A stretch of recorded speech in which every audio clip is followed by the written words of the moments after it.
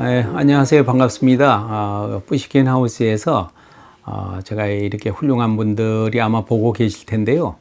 뭐 여러 가지 능력도 부족한데 김선명 원장님이 초청으로 제가 여러 가지 모자란 사람인데도 불구하고 러시아 대사를 하면서 느꼈던 러시아에 대한 이야기, 그 중에서도 제가 가장 흥미를 느끼고 있었던 부분이 러시아의 문화예술인데, 또 그 중에서도 문학, 제가 젊은 날 러시아 문학을 아주 좋아해서 그때는 뭣도 모르고 막 소설을 읽었습니다. 그런데 아무것도 모르고 읽었던 것 같고, 이제 저도 조금 나이가 들고 또 이런저런 인생 경험을 통해서 또 러시아 현지에서 대사를 하면서 느꼈던 러시아가 다른 부분들은 어떨지 제가 모르겠지만 러시아의 문화예술은 정말 위대하다라는 생각을 하게 됐습니다. 그래서 그 점을 오늘 여러분들과 같이 한번 얘기를 나누고 또 공유하고자 합니다. 오늘 이 자리에는 또 김선명 우리 원장님, 정말 러시아에 대한 열정과 이해, 또 한너 간의 이 문화예술 교류를 위해서 이처럼 애쓰는 분이 있었을까 할 정도로 너무 큰 일을 하고 계시고, 그 점에서 제가 또 감동을 많이 받았습니다. 그리고 또 한 분 귀한 손님이 오늘 사실 이분이 강의해야 되는데요. 박종수 북방경제위원회 위원장을 최근까지도 이제 하셨고, 러시아에 대한 가장 또 정치 경제 문화 부분에서 이분은 따를 분이 없다, 이런 대가 두 분을 모시고 제가 이야기한다는 게 참 너무 분에 넘치는 이야기인데요. 그렇지만 진솔하게 한번 얘기를 해 보겠습니다.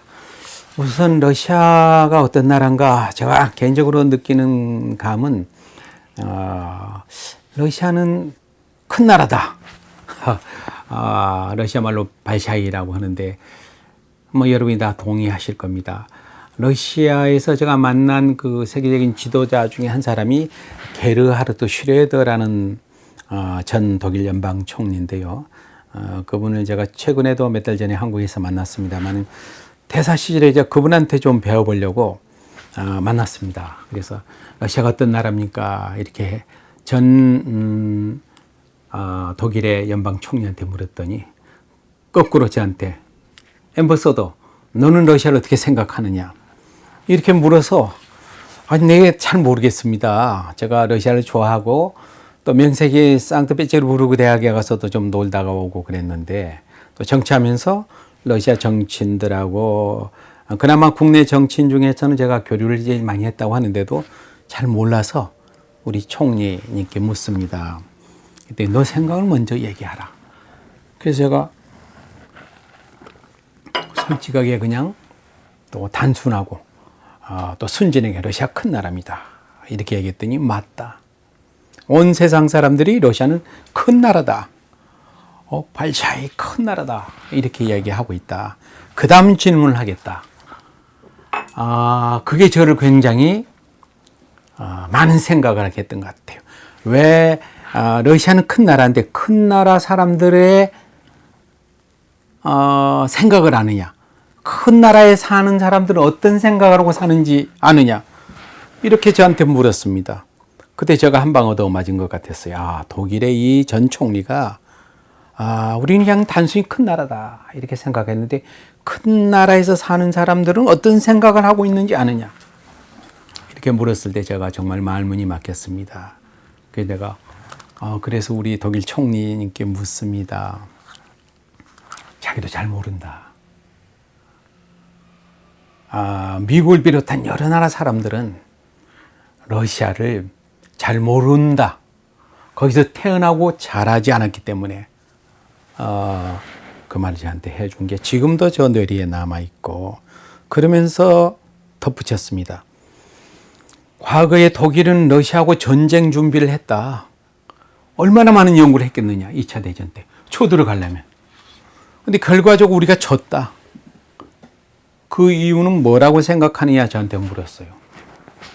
I don't know, 난 잘 모르겠습니다. 왜 졌습니까? 독일이 러시아를 몰라서 전쟁에 졌어. 그러면서 덧붙였어요. 더 한심한 것은 그보다 100년 전에 나폴레옹이 러시아에 쳐들어갔다가 졌어. 왜 졌냐? 러시아를 잘 몰랐기 때문에. 근데 100년 후에 독일이 또 졌어. 우리가 어리석은 결과를 맞이했다. 결론은 러시아를 잘 몰랐다. 러시아를 안다는 게 얼마나 어렵다는 걸 저한테 이렇게 얘기를 해줬습니다. 그래서 지금도 제가 러시아는 참 알기 어려운 나라구나. 안다고 하는 게 너무나 어리석다는 걸 제가 그때 깨달았고, 이제 러시아를 안다고 하기는 건 뭐 어리석은 거고, 러시아를 그냥 느꼈던 거. 그것도 정치, 경제, 물론 제가 그 공적인 업무를 했기 때문에 그 점에서는 뭐 대한민국의 국익을 위해서, 또 나아가서 대한민국과 러시아의 좋은 관계를 위해서 저는 뭐 공적인 임무를 띠고 갔습니다만은, 그런 얘기를 오늘 여기서 할 수는 없고, 저는 그냥 단순히 러시아의 문화예술을 좋아했던 사람으로서의 느낌을 이야기하고자 합니다. 러시아의 문학의 특징은 제가 느끼기에는 대단히 현실적이고 리얼리즘, 사실주의, 더 넘어서 극단적인 사실주의, 뭐 이런 게 있지 않나. 거기다가 더 표현한다면 휴머니즘, 뭐 그런 것들이 러시아 문학에 총체적으로 다 들어있다고 생각을 했습니다. 그리고 제가 오늘 러시아 문학에 대해서 이야기하는 거의 거의 대부분은 제가 너무도 존경하는 고려대학의 서경중 노문학과 교수님의 강의를 듣고, 제가 강의를 거의 흉내내고 있습니다. 그 점을 여러분들이 오해하지 말아 주셨으면 좋겠습니다. 제가 하는 얘기는 거의 서경중 교수님한테 제가 몇 번 강의 듣고 거의 전적으로 그분 얘기가 저한테 큰 감동을 줬기 때문에 뭐 그분 얘기를 제가 지금 좀 하겠습니다. 그래서 러시아의 문학은 그런 특징들이 있는데, 그 중에서도 이제 위대한 작가가 몇 분이 계신데, 제가 이제 몇 사람 드자면 다스타옙스키랄지 톨스토이, 안톤 체홉, 또 파스테르낙, 뭐 이런 분들을 들 수 있는데, 여러분이 너무나 뭐 다 잘 아시겠습니다만, 다스타옙스키가 위대한 작가라는 걸 제가 그 전에도 알았지만, 러시아 현지에서 제가 쉬는 날 그분의 발자취를 좀 이렇게 더듬어 보고, 또 그분의 책을 다시 또 읽어보게 됐습니다. 그러면서 야, 러시아에 정말 이런 위대한 작가가 있었구나. 또 돌스토이도 마찬가지고. 근데 그분들에 대해서 제가 평할 입장은 아닙니다. 제 느낌을 얘기하자면, 먼저 이 다스타옙스키라는 분이 얼마나 위대한 것인가라는 걸 제가 여러분하고 이제 얼마나 공감할지 모르겠습니다만 좀 얘기를 나누려고 합니다. 그분의 일생을 보니까 너무나도 처절했던 것 같아요. 뭐 중산층이라고 하지만 아버지가 도시 빈민병원의 의사로서 어렵게, 귀족이라고 하지만 그냥 말만 귀족이고 실제로는 상당히 어려운 처지에 있었고, 또 죽음에 이르는 과정도 여러 가지 뭐 의혹도 있고 그런다고 합니다. 어쨌든 다스타옙스키는 상트페테르부르 대학 그쪽으로 일찍이 유학을 가서 거기서 뭐 공병학교인가를 다녀서 일찍이 문학의 소질이 있어서 젊은 날에 이제 소설을 쓰기 시작했는데, 그게 이제 히트하고, 그러다가 무슨 독서 모임 같은 데 가서 그때 짜르 러시아 황제에 대한 황제 그 모임에 일종에서 그래서 가입했다가 사형 선고를 받고, 뭐 처형극이라고도 이야기합니다만은 사형 집행 직전에 이제 사면령을 받아서 10여 년에 가까운 옴스크에서 유배 생활, 뭐 그 중에서 감옥에서는 한 4년, 또 강등돼서 사병으로 토탈 한 10년 생활하고 나서 이제 글을 쓰기 시작한데, 그분이 제가 아는 한은 인간을 가장 예리하게 분석하지 않았나. 이를테면 니체 같은 분의 얘기를 들어보면 다스타옙스키라는 사람 이전 이후에 인간을 이렇게 예리하게 통찰력 있게 분석하는 사람은, 해부한 사람은 없었을 것이다. 라는 얘기를 했습니다. 그러면 그분의 작품에는 뭐 대표적인 뭐 제와벌, 까라마초프가의 형제들 여러 가지 대작들이 있습니다만, 그 모든 작품에 나오는 건 인간의 가장 그 밑바닥, 뭐 치정에 얽힌 거, 살인, 돈, 도박, 우리 인간이 그 밑바닥에서 경험할 수 있는 모든 것들을 다 어떻게 그렇게 리얼하게 극단적으로 해부해서 펼쳤는가. 어떻게 보면 추리 소설 같기도 하고 뭐 치정극 같기도 하고, 하지만 그 속에서 인간의 구원을 이끌어냈다는 점에서 제가 정말 위대하구나. 그래서 불교식으로 말하면은 그 연꽃이 진흙 속에서 꽃을 피우지 않습니까? 그런 생각을 했습니다. 불경에 나오는 얘기입니다만은 연꽃은 진흙탕 속에서 있지만 그게 오염되지 않고 또 깨끗하게 빗물에 씻겠지만 그 요염함을 뽐내지 않는다, 이런 건데, 담담하게 그 대화 소설에서 우리의 구원을 얘기하고 있다. 대표적인 게 까라마초프가의 형제들에서 양파 얘기가 아닌가 싶습니다. 저도 몰랐는데 서경중 교수님이 그 얘기를 해주고 나서 내 까라마초프가의 형제라는 그 대작을 읽고도 아무것도 모르고 읽었구나. 그냥 아버지와 자식 간에 그냥 여자를 놓고 뭐 치정을 아주 삼류 소설로 어떻게 보면은 뭐 그렇게도 여겼을 법한데, 사실은 그게 위대한 메시지가 있었구나. 일테면은 뭐 제가 주제는 없는 얘기지만 그 대작에서 주는 메시지는, 야, 인간은 다 죄 많은 인간이야. 누구나 할 것 없이. 정도의 차이만 있을 뿐인데 차이는 어디서 나느냐? 우리가 공존하고 공감하는 거다. 일테면 양파 한 뿌리에 죄 많은 그 중생들이 이제 악의 다툼을 하고 있는데, 천사가 야, 여기서 한 사람은 내가 구제하마. 대신 진실을 이야기하라. 그랬더니 어떤 노파가, 나는 양파 한 뿌리를 거지한테 준 적이 있습니다. 양파가 가장 흔한 거였는데, 그랬더니 다른 그 아귀들이, 쟤는 정말 살아서 있을 때 너무 나쁜 죄를 많이 하고 양파 하나밖에 안 줬는데 나는 양파를 수백 개 수천 개 준 사람이다. 천사님, 나를 구해주세요.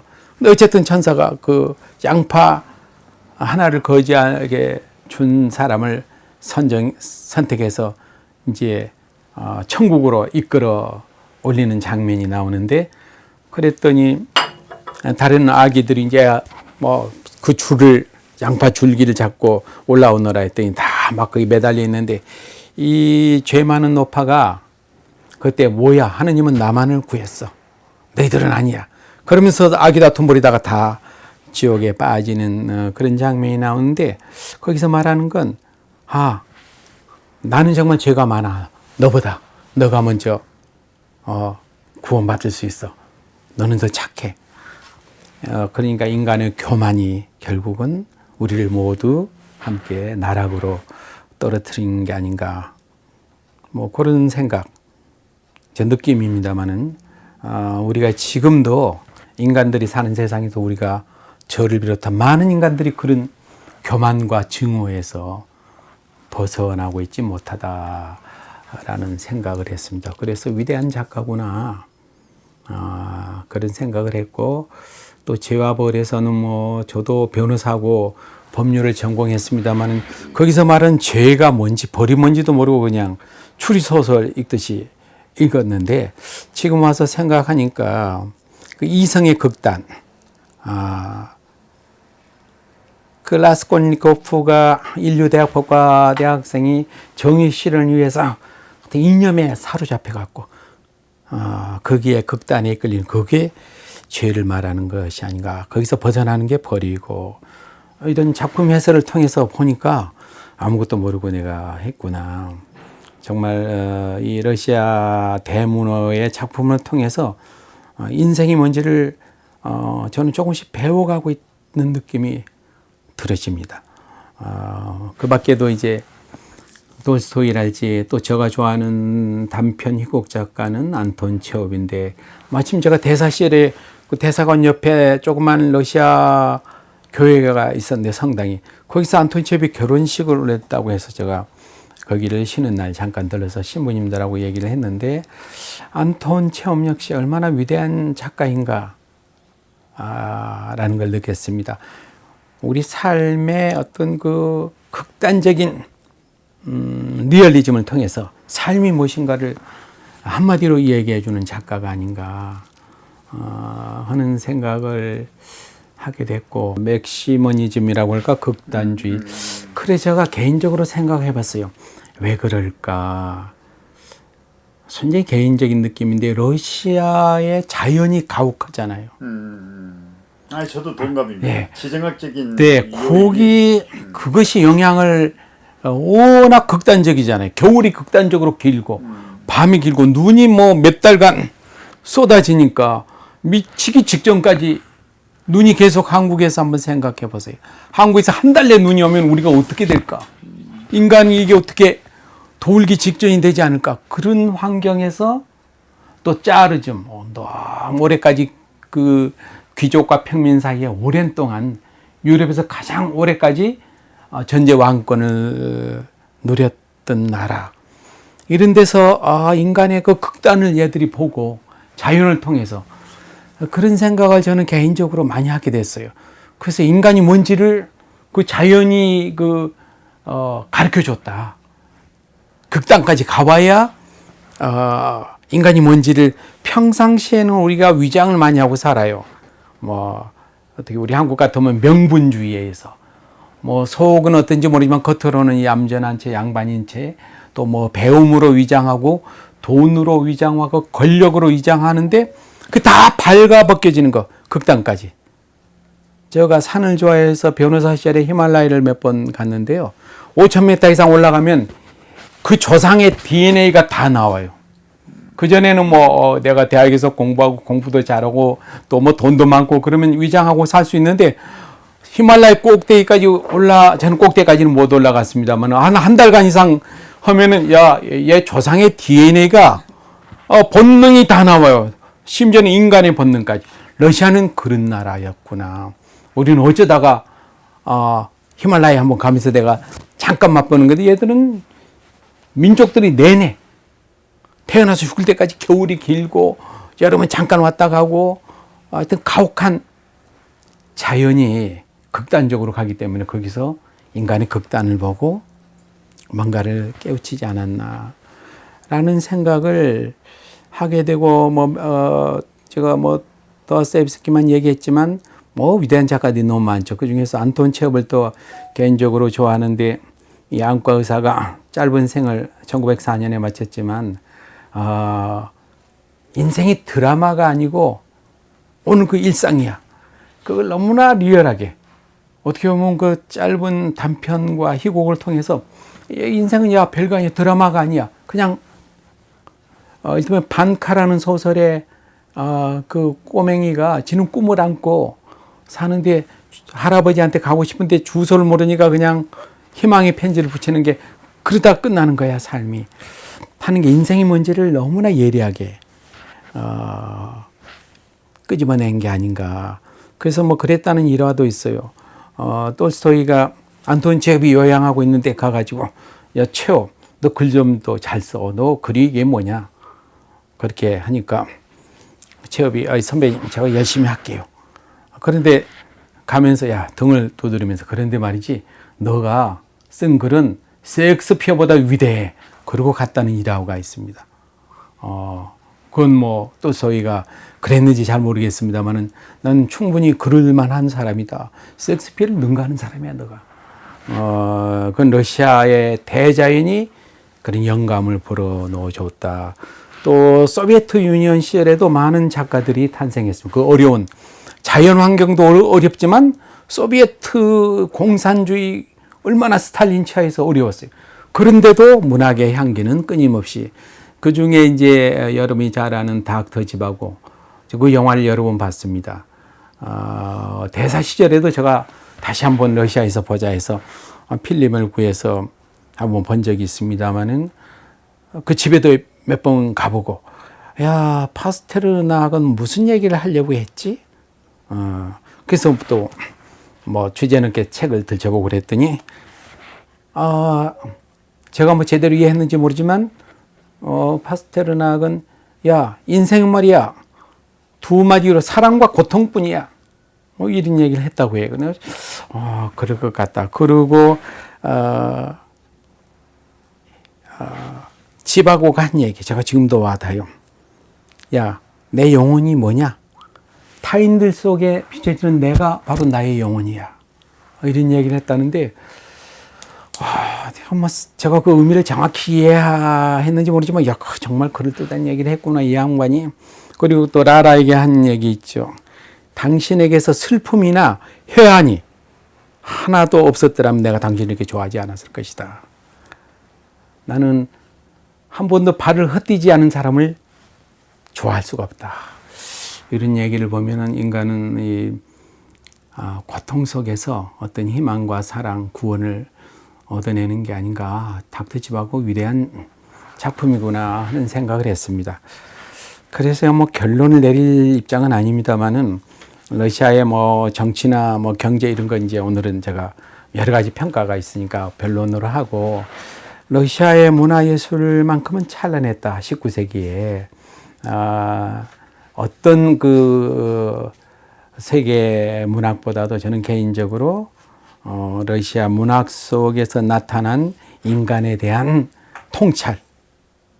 그거는 뭐 앞으로도 영원할 거고 그걸 능가하는 작품을 누가 또 쓸 수 있을까 하는 생각으로 오늘 제가 이 푸시킨 하우스에 나오게 됐습니다. 결론은 러시아 문학을 좀 우리들이 깊이 있게 다시 한번 읽어보고 평가하면 어떨까. 그거는 우리 개인의 삶에도 너무나 많은 그 깨달음을 주지 않을까. 그런 생각으로 오늘 뭐 짧은 얘기지만 제가 뭐 더 얘기를 하면 미천이 드러날 것 같고요.